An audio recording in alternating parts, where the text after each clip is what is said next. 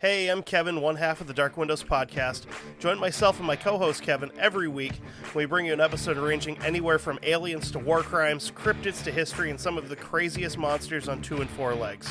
We have well over 200 episodes available wherever quality podcasts are sold. We also have a Patreon where we're closing in on 100 episodes. New episodes drop every Friday morning, and just remember that little E next to the description means we're probably not for everybody. Just because you can't see out into the dark doesn't mean the dark can't see into you.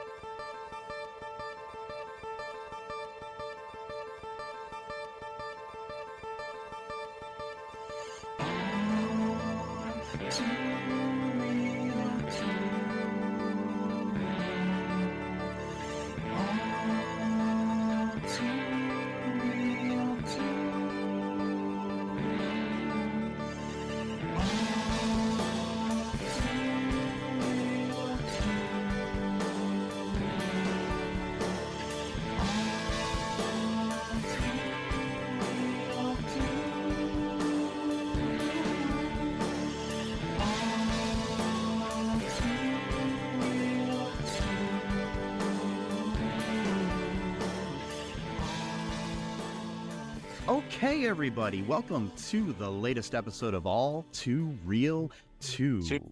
My name is Michael Lee Cullen II, and with me, as always, is Sesame, Max, and Carter. That's a good name. It's very, thank you. Very strong, heroic name. It's like the kind that, you know, you feel like, hey, I can trust this guy. Yeah, Max has a very strong kind of, energy to it. And you got Sesame, it's a little bit more feminine, so you kind of have the smoothness a little bit, of like, oh, this is a safe person to be around, But then you got the Max, which is a little bit more like tough, so it's kind of a good combination. Yes. Like Maxim magazine. Wait, no. Well, what the fuck am I don't know. Anyway, so, how you doing there, Sesame? I was doing all right, but then I hit my head and, oh man, it just hurt real bad. It was almost like, there was Max Headroom and I couldn't get past and just boom, so. And I felt like I kind of passed out for about 20 minutes, and then I woke up, and then it was like in the future because I passed out, For like 20 minutes. Huh. Into the future, yeah. Wow. Yeah. Hey. Wait a second. Today on the show, we're covering the hour-long film called Max Headroom, 20 Minutes into the Future. Did you do that on purpose? Yes, sorry. Aww. I don't know what that laugh was. Anyway, yes, today we're covering Max Headroom 20 Minutes into the Future, which was a 60-minute movie produced in the United Kingdom back in 1985. The cyberpunk television film created by the British company Chrysalis. For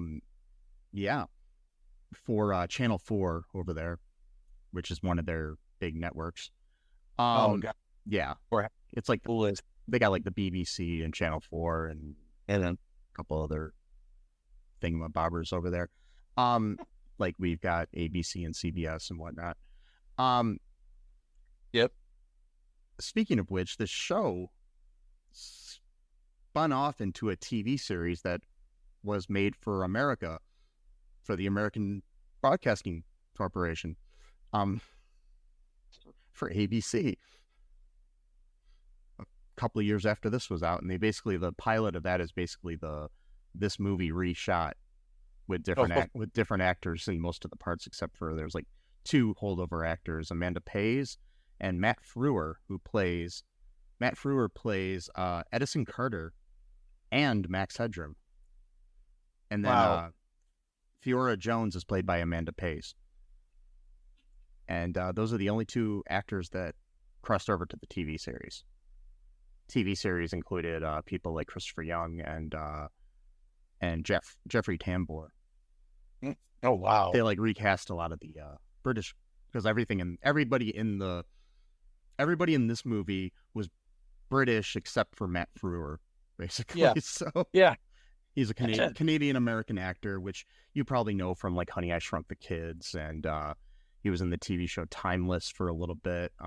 He's been in a lot of things. If you see his face, you know who he is. But he's most famous for being Max Headroom. Yeah. Which was, I was born in the late 70s. I'm giving away my age a little bit here. And grew up in the 80s. And Max Headroom was like a phenomenon. Like the biggest thing since Jesus Christ.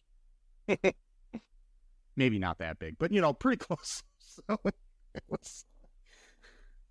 I remember, him, as like a really little kid, like Back to the Future 2, because he was in a little scene in that. And oh, actually, he wasn't in that. That wasn't him? Oh, okay. No, they had Max Headroom-like characters, one of Michael Jackson and one of Ronald Reagan, and then of like Khomeini or something. Yeah. Oh, so the real, okay. They never had Max Headroom himself, but they had Max Headroom-like characters, Yeah. Well, I remember it from something when I was a kid, very early on, because I was, 85. I was still like, a baby, but like I do remember seeing this movie sometime. I don't remember where or when, but I do remember it, especially like the two guys who are kind of like the street thugs or whatever, like the Bustle or whatever. Yeah. I remember those two dudes, and but he was like, I remember just like. He was like, then he wasn't on MTV a lot, kind of. Sometimes he was, but he did a lot of commercials. Yeah, like, I do remember. He was the spokesperson for New Coke. Yeah. The failed reformulation of Coca-Cola. It's the way. Yeah, he was that. He had his own show on Channel 4 first off after this movie. This movie was basically setting up the backstory of the character who they wanted to create. They just wanted to create this character as a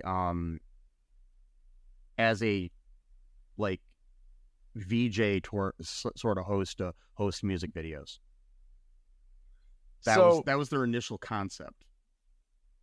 So this came out first, though, right? Before... Yeah. They wanted to do something with it. They originally tried to like animate the character like on a computer, but that didn't work. And the way that they actually created this, because there's no computer animation at all in Max Headroom. Oh, okay. What he is, it's Matt Frewer with prosthetics on his face, and like a plastic like suit that he's wearing. And like, like fake hair and prosthetics and stuff to make him look kind of plasticish or like computerish in front of a blue screen, and then they just change the background. That's but really cool. But it looks like something that would come out of a computer. So yeah, it looks like really glitchy. Yeah, no, totally. Yeah. They would do the glitch. They would do like glitching later, like like have it be glitchy and stuff. But basically, it's just Matt Frewer in makeup. I saw some. Yeah, and there was also so we had the TV movie and then we had the TV series, but he also had his own show called the Max Headroom Show, which was a television series on Channel 4, and then it moved on to I think it was like Cinemax in the United States, or HBO, one of the two. Cinemax, where he was it was basically him as a VJ hosting, the latest music videos. Wow. Yeah. It was popular for a couple of years. And then after that, they ended up doing the television series on ABC, based off as a spinoff of 20 Minutes in the Future. So, have you ever heard of the Max Headroom signal hijacking? Oh God, no! I've done so much research on that. Yes, yes. Yeah. So an interesting thing is on November 22nd of 1987, an unidentified person wearing a Max Headroom costume carried out a broadcast signal hijacking of 2 television stations in Chicago. During each signal interruption, the hijacker speaks with distorted audio and stands before a swiveling corrugated panel to mimic the background that he had. It was like never. It's still never to this day been figured out who did it. So nobody, and no one ever caught them. It's like total mystery. That this whole signal jamming thing was like huge in the 80s for like kind of like anarchists who knew about like, satellites and shit like that. They would do these like, things like they'd hijack like radio programs, TV obviously. Yeah, but I've done so much research on this, and also too, God, one of the times I don't think it was the first time I watched the video. It might have been another time, but I had accidentally taken too much Benadryl because I had forgotten that I took some earlier, like not even like an hour earlier. Yeah. And so I watched it and I was like freaking out. Like I bet. Yeah. I was just like, but I couldn't stop. I couldn't look away. Like I was just like, especially like it wasn't just the man. Well, for me, it was more of the distorted voice and the weird thing in the background that was more freaking me out than the actual mask, or whatever. There's a really good in-depth look at this on the podcast Stuff You Should Know. If you look up their episode about the Max Headroom thing, hijacking, they go in really in depth about the whole situation. It's a really good listen. That was like one of the first times I had ever heard about this, which was like probably about 5 or 6 years ago or whenever the episode came out. So it's an amazing story. It's really fun to look into. Like if you just want to research something that's kind of stupid, but also like be cool. It's like it's a pretty big deal. Chicago is a very major city in the United States. Yeah, and they interrupted WGN, which was at the time it's one of the bigger stations. I mean, it still is one of the bigger stations in Chicago. Also, the PBS affiliate WTTW during a broadcast of Doctor Who. Yeah. So like I've seen that part too, like the literal clip of like the Doctor Who. It's like just try to imagine like being in 1985, whatever year it was. 87, 87. And it's before YouTube, it's before like weird, obscure, absurd comedy was like a thing really that was for the most part. And you're just watching regular TV at like 10 o'clock at night. And all of a sudden this thing shows up for like a full like 2 minutes or something like that. Not quite, but it's like in like 40 seconds or something. And it just goes on and on. I mean, it's like you're tuning into the news and all of a sudden Tim and Eric show just appears. Basically is what this kind of was like. Yeah.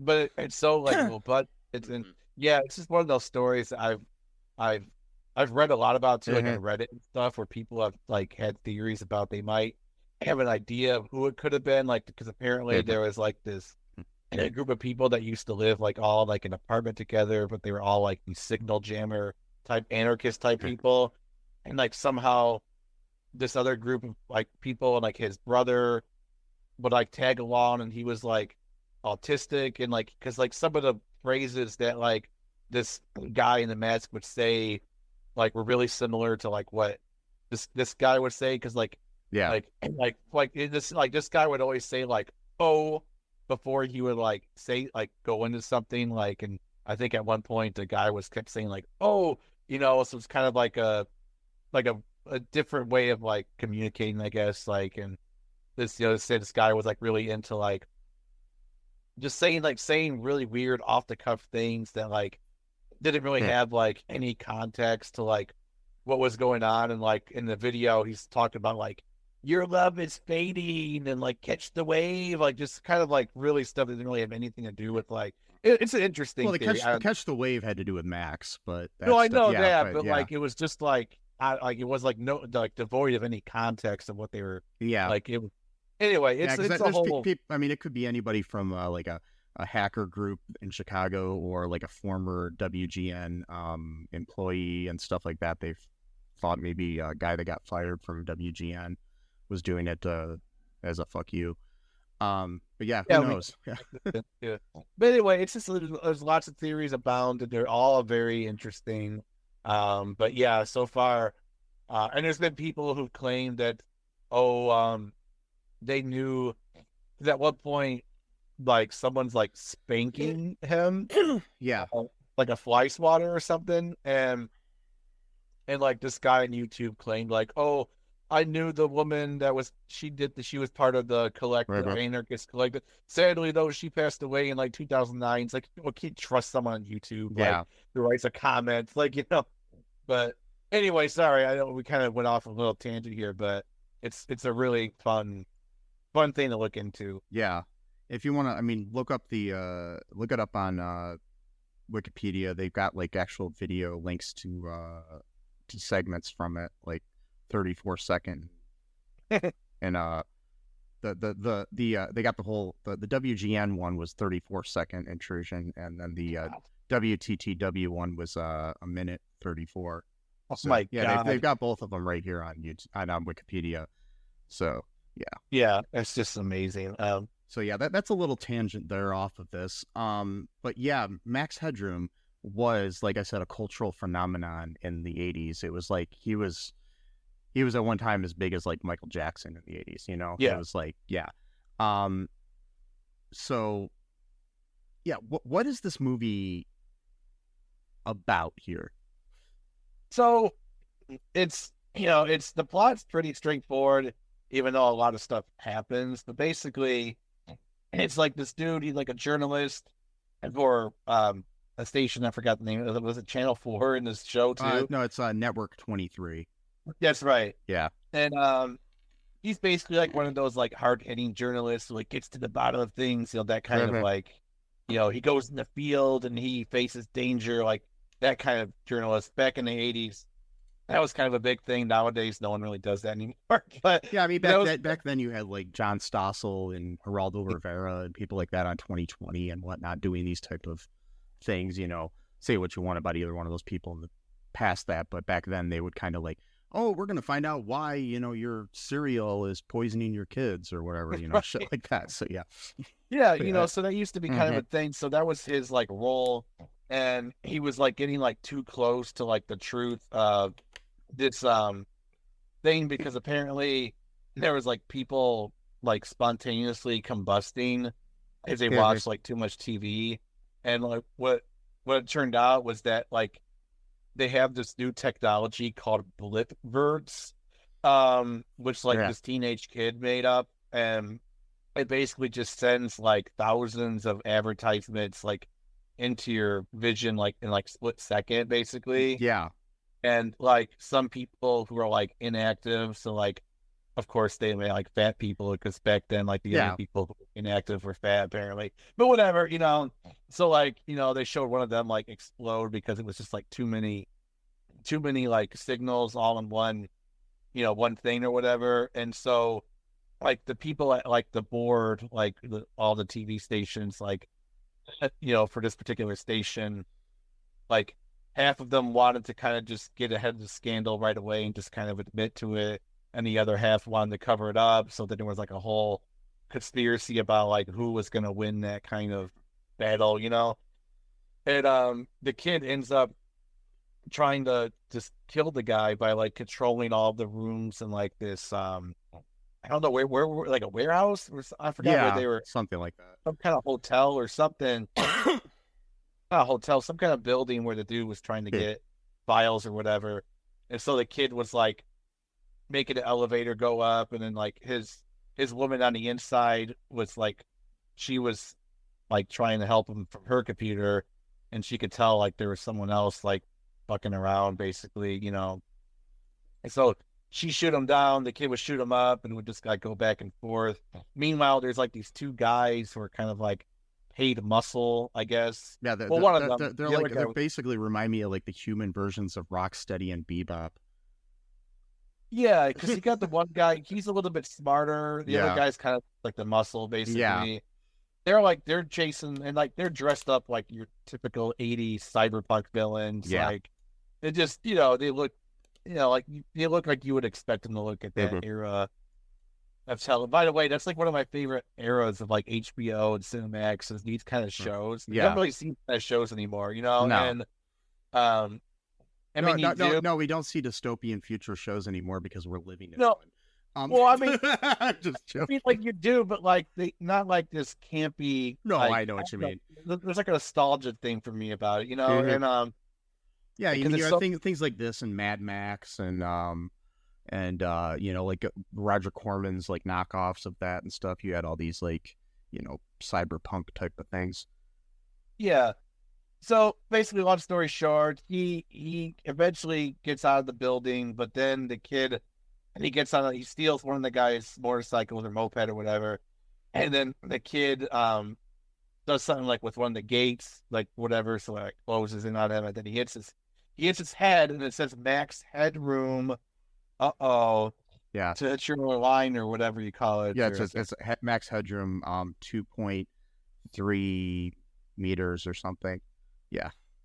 And it gets kind of weird because we're led to believe that he died at first. And then they're gonna basically use like his head until like basically like turn it into like an AI type thing. Yeah, they like scanned his personality and his likeness into this computer. I mean, this kid did. It's like teenage kid. This kid named Bryce, our Price. Right? Oh wait, is his name? I think it's Bryce. Bryce Lynch. There we go. I was right the first time. Yeah, Bryce Lynch. He's like a genius like kid. He basically it's like the first deep fake in a way, but like not quite as effective. But this movie has a lot to say about things that are actually going on in our world right now with AI and whatnot. So it's interesting.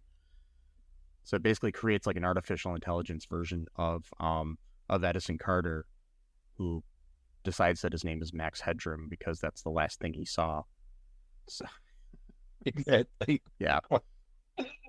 Oh god. It's just wild. And so meanwhile the kid's doing that, and like one of the guys who wanted to kind of get ahead of the scandal, he's like tells him to drop the project, doesn't want anything to do with that, but the kid keeps working on it anyway. And then the guy turned out that he didn't really die. He escaped the whatever place they took his body to. And then so you got half the movie, it's him just trying to run away. Somehow and survive. He still had his camera too. I didn't get that. Oh, it's right. He still has his camera with him. And then yeah, I don't know. It was weird. And then he's trying to get in contact, with I forgot her name, but she was like a journalist too, I think. Yeah, she worked for one of the companies. Yeah, Amanda plays Theora Jones. Yeah, that's his woman on the inside. Yeah. And yeah, she's part of the company too, but she's more like on like the computer, like the technological side of things, like, and so she's helping him out. And then you want to talk about the weird third plot of like the people living in the trailer, like that's so the two henchmen guys steal the computer that has Max inside of it, and at one point there's like this kind of like older punk couple. Or at least the dude's older. I don't know about the woman. She's like, he looks pretty old. Yeah. He looks like like grandpa punk. It's like the old dude at the Sex Pistols concert that shouldn't be there, sort of thing. And he's there, and then they live in like this trailer or whatever, and I guess they're kind of like, I don't know, like doing like some kind of pirate television broadcast that they call Big Time. And they end up using Max as their host, the hench people stole the thing and basically were going to sell the computer to them, and then they took it anyways, without paying for it, and got Max, to be their new TV star, which isn't too far off. I'm pretty sure we're going to have TV stars. I mean, you probably already do, that are just completely AI. Oh, yeah. I mean, we have AI narrating YouTube videos and stuff now, so it's pretty much the same thing. I'll get there. Yeah. He's like out and shit, but then he starts becoming more intuitive, and like almost like a personality of its own is starting to like manifest, Yeah, like he has a sense of humor and everything. Because this like TV show, this TV station was just like not really tiny, like cable access type of, show. Yeah, I think it was like pirate television, basically. Like it was. Oh, that what it was? Yeah, okay. yeah. And then at one point they figure it out because they like I guess like when they monitor like how many people are watching a particular channel back then, all of a sudden this channel just like skyrockets in viewership like within like an hour, or whatever. Yeah, the old dude, by the way, his name is Blank Reg. I just found that interesting. That is interesting. Yeah, so Blank Reg, bro. Yeah. So yeah, they basically then Carter ends up like exposing the whole thing at the end. Because they're trying to kill him or something, and then like the whole thing becomes like exposed. Like I said, like the plot's pretty straightforward, but there's a lot going on in between. Because I think this whole thing was just made more as a presentation for a possible idea for a TV series in the future. Yeah, which they ended up making a couple years later. But yeah, it was like a pilot basically for this journalist dude. But it's weird because the journalist is still alive. But now he's got this AI version of him who's also doing shit. So it's like, I don't know how they work with, how they kind of deal with that, Yeah, here's the premise of the TV series, in case you're interested. In the future, an oligarchy of television networks rules the world. Even the government functions primarily as a puppet of the network executives, serving mainly to pass laws such as banning off switches on televisions. Wow. So you can't turn your television off.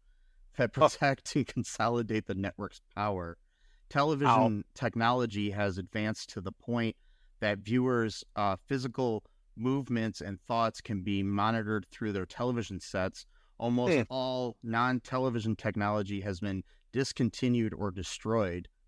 The only real check on the power of the network is Edison Carter, a crusading investigative journalist who regularly exposes the unethical practices of his own employer and the team of allies both inside and outside of the system who assist him in getting his reports to air and protecting him from the forces that wish to silence or kill him. Wow. Yeah. I'm not sure how Max Headroom fits into that story. Yeah, that's kind of... That's the name of the show. Unless maybe Oak's banned for all of this. Oh yeah, it says here on this, so it says, despite being the titular character, Max sparsely appeared on the show, while he occasionally played a significant part in a plot, sometimes by traveling through networks to gain information or by revealing secrets about Carter that Carter himself would not divulge. His most frequent role was as comic relief, delivering brief quips in reaction to certain events or giving a humorous soliloquy at the end of an episode. That's... Yeah. Probably because they wanted to write like a dystopian show, like a cyberpunk thing or whatever, and then they kind of just want to throw him in there to kind of get more viewers, basically. Yeah, I guess the pilot is basically a remake of the movie with new with new actors. Yeah. I like the movie though. I do too, but I mean, basically they just wanted, because they recast the roles with American actors because they probably had to. So yeah, but yeah, but again, it's hard to really emphasize, like, kind of like how you said, of like how much of a phenomenon his character was in the 80s. Like, he was everywhere. Like, I mean, even when I was really, like, I don't really remember too much of that, my part of my life, but like, I remember seeing him all the time in commercials. Sometimes he was on MTV, like doing a little bit or whatever. I mean, it was just like, just all the time. Like, it was. I mean, crazy. I remember having like cups from McDonald's with his face on it. Yeah, and stuff like that when I was a kid, and other things too. Like, seeing him everywhere. Like, his picture would be on things that T-shirts and posters and everything. So yeah, who knows? Maybe he'll, because I'm pretty good at, like, I hate to use the phrase because it makes me cringe. Quote, trend forecasting. Because I hate that phrase so much, but I'm usually pretty good at that stuff. So it's like, usually when I start to, get into something or notice something, it's usually not far off before that thing starts to become popular. So who knows? Maybe we'll start seeing like a Max Headroom type revival, or at least a character similar to him, with that same kind of graphics or whatever. What was that? I just saw this. There was a where is he? There is, right, on July 29th of 2022, AMC announced a series reboot with Matt Frewer as Max. Okay, so I was a year off, but well, no, it hasn't come out yet. It's still. They announced it a year ago, so I was like, yeah, but it's still in development, so it hasn't premiered yet. So you're there. So I'm good to go. Yeah, I don't know. I mean, there is no other information about it, so it could have been dead on arrival too on that. So who knows? Oh man! But yeah, I'd like to see them try something, like, even if they reboot the concept of the TV series or did something completely different. It'd just be interesting to see what the modern take on this would be, because we have things like Max Headroom now, and stuff. I mean, this is, and at the time, like, the whole world of, like, we were living in a world where we had like Terminator, like, a year before Max premiered. You had there's a lot of stuff like that. You had that, and even in your toy aisles, you had like Teddy Ruxpin, a teddy bear that would talk to you and shit. So, and then Child's Play came out. You got all these things where it's like these computerized things are kind of like either something cool for kids or something that's gonna kill you. Right, demonic. Or something. It's like, It was like the fear of technology and robots taking over. But now it's more like, currently it's like AI is sort of the big fear now. You're going to have artificial intelligence, and you've got robots packaging things at Amazon. You've got Chat GPT, writing things for people, even though it's just regurgitation. It's not real writing yet, but it's like, I've been trying to train my AI. It's not mine, but whatever it is. I forgot the name of it, but the one the link that you share with me. Chat GPT, yeah. And I've been like trying to like get it to write like about like the same character. Like, for me, it's been Negan from The Walking Dead, because they got a new show coming out. I don't even really like The Walking Dead that much, even though I rewatched the entire series recently. I just wanted to watch season 11. I wanted to get refreshed, so I just watched the whole series. It took me a few months to do it. I'm like, yeah, it's okay. But like, so I just started like getting like to write like really absurd things about the character Negan, like how Negan gets transformed into Abed's mind and Community, and then like suddenly he appears, and then like he basically like had like a wrestle control for the group with Jeff, because they both want to be like the leader of the group, and so they're like both being sarcastic with each other and shit like that. And then like I'll just write other things, like write a scene where Negan doesn't kill Glenn, but then like they like become both baseball players and just weird shit. But then like I've noticed that it's starting to kind of like understand the absurdity. So like now it just sort of leans into it. So I'm like training this thing, like, Yeah. It's just weird. But of course now it's gonna like come back to me, and then now it's gonna start training me, and so now I'm gonna become like one with the machine. So I kind of open myself up to that now. So, Yes. maybe by next time I'll call myself Sesame Machine and Carta or something like that. I mean, right now, there's no way for you to know if I'm actually me. Maybe this is like a deep fake AI version of me hosting It could be this show. AI voice, yeah. Yes. They've done that. I've somebody created a like an episode of Joe Rogan's podcast with a fake Joe Rogan. Oh my God. And I mean, it actually sounded smarter than he is. But well, I mean, it's not. That's not very difficult to do. But yeah, and you can usually tell though. There's little differences here and there. Yeah, there'll be like little variations in the speech pattern. I've seen things where people even try to do AI like physical versions of themselves for YouTube videos, and a lot of times the way it is right now, they can't really move their hands much. Yeah. And so they're kind of just standing still and their face is moving and talking to you. But, a lot of times talking heads on YouTube videos, that's all there is anyway, so it wouldn't matter.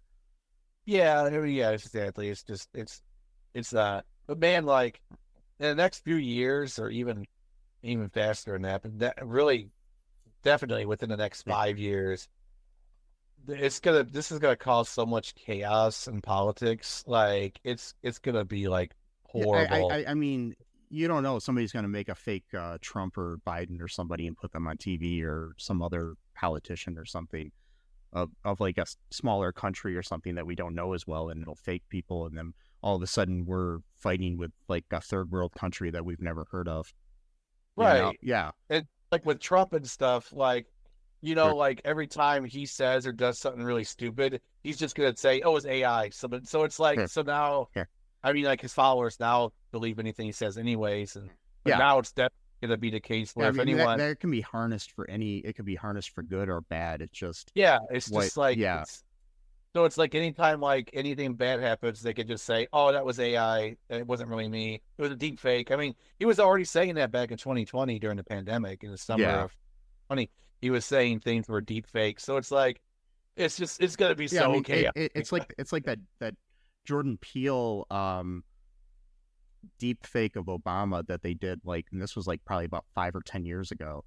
Oh yeah. And it's not even that great, but I remember when it first came out, it kind of was like amazing. Like I was like, I almost believed that was Obama, but it's gotten so much better since then even. So, you could do, you can make, you could, I mean, I don't want to see this, but you can make pornography with Obama having sex with Trump or something. You know what I mean? God. I'm just saying that you have that ability now almost, so it's like creepy. It's going to be so interesting, and they're going to start making laws based on this stuff. Yeah. Where I think they've already done laws now about like making pornography of like a celebrity. Well, I know that they're Alyssa Milano fought in court for years because people would paste her photo on other women's bodies, and put them online, and she had to get those all taken down and fight in court to basically anybody that did that would owe her a bunch of money.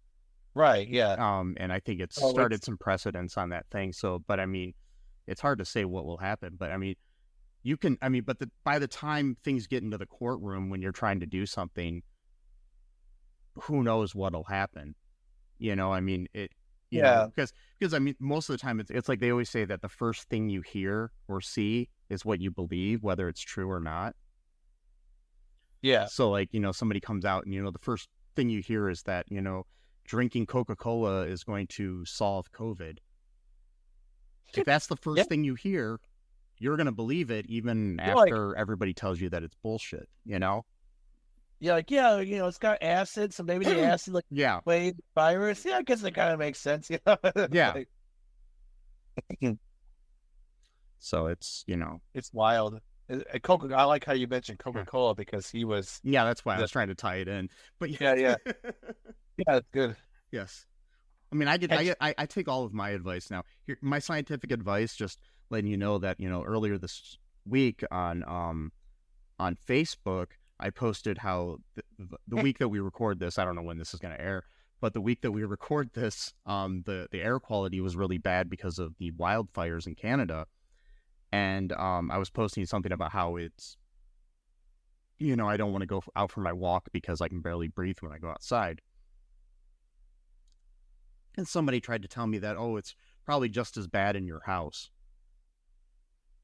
Right. Which is totally not scientifically proven. But this guy was, I looked him up, and the only thing I could really find out about him is that he's a professional donut icer at Dunkin'.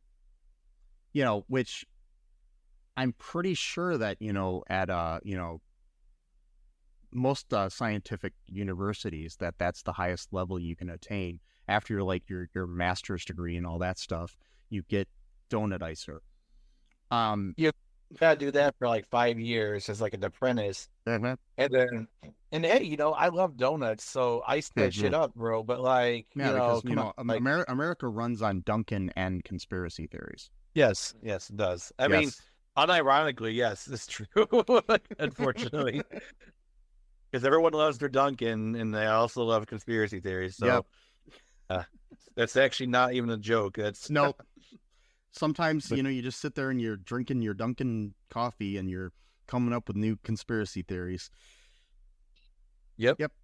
You look at how flat the donut is, and then you realize, wait, the Earth is flat too. Yeah. It's you're just looking at your eclair and you're like, that's what the Earth's shaped like. Eclair. You're looking at your Earth's Claire. They gotta make it the Earth Claire. I don't know. And then I don't know. Anyways, we're going off on a tangent, but I really liked this movie. It was good. Yeah, me too. It brought back some memories when I watched it, probably when I was a kid or something. But I would recommend it if anyone wants a recommendation. Sure, let's go with that. Yeah, one of the writers, George Stone, I'm reading some trivia here, disagreed with Max appearing in what would go on to become a long-running series of Coca-Cola adverts, believing that they turned the character into a short life product, meaning that, which it probably did, because you can't it's like, but then again, you do have some advertisement characters that have been around for years, like the Geico Gecko or whatever, and things like that, or Flo from basically any of your insurance company mascots. Yeah, you got those. Yeah, you got Flo, who's unfortunately, she's like an actual comedian and actress and really good, but she's kind of no. But she's really annoying as Flo. I'm just she's probably making bank. Oh, I know. I would do it too. She's been doing those for over 10 years, almost 15 at this point. I mean, probably longer than that. Yeah, I know it since even before 2010, I think, and it's just crazy. But yeah, you got Stephanie Courtney is her name. Okay, since 2008, she's been playing the character. Okay, yeah, wow, that's insane. Yeah. You don't really see a character that often, as that long running of a commercial, like 15 years, that's. And according to this, she has a net worth of $6 million. I figured. Yeah, I figured like that. But who knows how true that is? That's just on a Google search. Yeah, those sites sometimes. Because I remember one time when we went to see your friend's band, and he was opening up for another band that was much bigger, like a jam band. Yeah, and I forgot the name of it, Steven Keller or something like that. And I went to look up his net worth, and it said $60 million. I'm like, this guy he's not famous. I mean, people who know him, and they go to his concerts and stuff, but he's not a world renowned like Beyonce or, Yeah. It's there's no way he's making $60 million just from going on tour and playing some jam band music and selling some merchandise. I'm friends on social media with Devon Sawa, the actor. Yeah.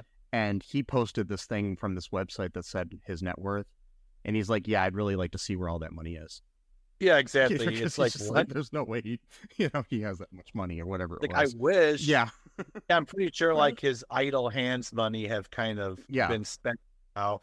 or I the mean, few other he's still movies. he's still acting. He's got he's well off. He said, but he's like, I don't have that much money. So Right. it's just like, I mean, good. by the way, another recommendation: Idle Hands. Oh Check yeah, that movie. definitely. It's such a great movie. We'll have to cover it in a future episode. Yeah, I think we talked about it before. We just never did it. But yeah, totally, that's a good one. But yeah, but they had him at like a level of like almost like Tom Cruise sort of money. And oh it's my just god, like, yeah, no. So, unless he has like a bunch of like secret businesses all over, like private businesses. Like. But anyways, any other final thoughts about Max Headroom 20 minutes into the future? No, just check it out if you're into that kind of cyberpunk stuff. I really like this because I remember watching it when I was a kid, and it it brought back a lot of those sort of just like that kind of just it's very 80s. You can tell by the era of like it's so good though. I would totally check it out. Yeah, I think it's very much going to be something that you should watch and you'd enjoy when you watch it. And it says a lot about our current society too, I think, in a lot of ways, which a lot of things we will look back on from the 80s and you'd just be like, wow, that was really kind of predictive programming. Not really, but not really. Exactly, man. They were trying. The Simpsons were trying to tell us about 9/11, bro. So I hate all of those things that when anything happens in the world and people are like, the Simpsons predicted it. The Simpsons have like billions of episodes. Of course, they have something that's tangentially connected to what happened in right now, but it's not them predicting. It's just like, oh, we had an episode with a submarine, so. The submarine means that we predicted the Titan people dying. No, you didn't. It's just like also too is that life and social like society and politics are so absurd that it's really not that hard to like predict something stupid happening because we're just pretty much ruled by idiots. So it's not that difficult to even quote see into the future because it's like, of course something like this would happen. Of course Trump would become president. Why not? Like, and not to mention just the idea that art and life are so interconnected that it's like you can't tell if something's imitating life or imitating art. It's like exactly. It's just the way it is. Anyways, hope you folks enjoyed this episode. One thing you can do, before the artificial intelligence overlords take over the world, you can be sure to subscribe to us on any of your favorite podcast platforms. One of which is going to be going bye-bye. Stitcher is no longer going to exist come August. Yeah, what the hell? Yeah, it's my favorite one, and it's no longer going to exist. So, check us out everywhere else. We're there still. And we're also on YouTube. We also have Facebook and TikTok and the Zimzam and the Doogie Daga and the those are things, right? I mean, there probably will be within the next few years, I guess. See, I'm predicting it. Yeah, there you go. I'm just as powerful as Matt Groening. Yes. Yeah. So so anyways, check out our TeePublic and check out our Patreon. Really, if you want to help the show, help us survive. Yeah, in this post-apocalyptic world that we live in. Yeah, we need to pay for the blip verts. Yes. So yes. I used to take a lot of blip verts, and then I went to a 12-step program, and then I'm no longer hooked on blip verts. It's good. Yeah, that's really good. So, anyways, just remember that Max Headroom loves you. Maybe. And I love you. And Sesame loves you. And until next time, bye-bye. Thanks for listening to All2ReelToo podcast, a Cullen Park production. Produced and edited by Michael E. Cullen II.